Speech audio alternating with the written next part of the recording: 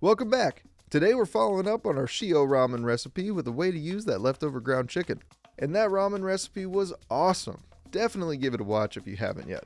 It's probably in my top 3 favorite recipes we've ever made. But let's get back to the kimchi soup. We're going to start by removing the root end off of 3 green onions, then slice those into rounds. We'll use pretty much the entire onion for this too. That'll be saved for garnish for the soup later. Speaking of soup, we'll start up on that by placing 4 teaspoons of toasted sesame oil into a Dutch oven or a big old pot. Get that heated up, then we'll toss in the 2 pounds of ground chicken from last week's recipe. But don't worry if you didn't make that though, you can use raw chicken too. If you haven't seen that video or don't have ground chicken, you can pick up halal ground chicken from us at the link in the description. Make sure you use code YTV10 to get $10 off your first order.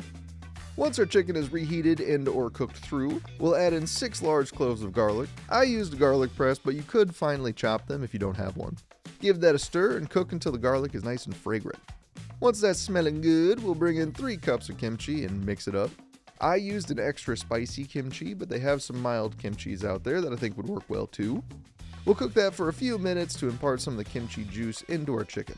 Next, we'll add in 10 cups of halal chicken broth and give it a mix.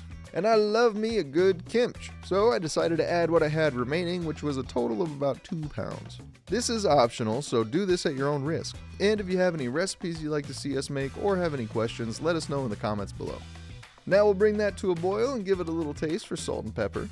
I decided mine could use a little more seasoning, so I added 1.5 teaspoons of freshly cracked black pepper and 2 teaspoons of coarse salt.